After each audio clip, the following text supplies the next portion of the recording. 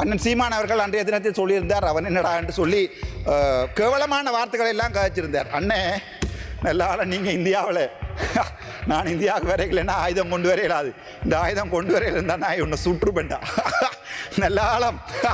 நல்ல நீ இப்போது இந்தியாவில், ஏனென்றால் இந்திய மக்கள் நல்லவர்கள். எங்களுடைய தேசியம் கதைக்கப்படுகின்ற போது உன்னை அவர்கள் தேசியம் கதைக்கிறா என்பதற்காக பார்க்கிறாடே சுற்றுப்பட்டா. நீ வந்திருந்தீண்டா யாழ்ப்பாணத்தில் உன்னை வெடி வச்சிருப்பேன். ஆனால் இப்போது இந்தியாவில் பாதுகாப்பாக இந்தியாவில் இருந்து கொள், திரள்நிதி வரும், வேண்டு சாப்பிடு தின் மலம்களி அப்படியே இரு எங்களுக்கு. ஆனால் எங்களுடைய இனத்தை விற்காத, எங்களுடைய வலிகளை விற்காத. எனக்கு வலிக்குது, என் அம்மா சாத்திருப்பா, என்னுடைய தந்தை இறந்திருக்கிறார், என்னுடைய தாய் இறந்திருக்கிறார், கற்பழிக்கப்பட்டிருக்கிறார், எங்களுக்கு வலியடா விற்காத. அவ்வளோதான் உன்னோட கேட்குறேன். தாராளமாக திரள்நிதி வேண்டு கொள்ளு, உன்னுடைய வயிற்றை நிரப்பிக்கொள்ளு, எனக்கு பிரச்சனை இல்லை.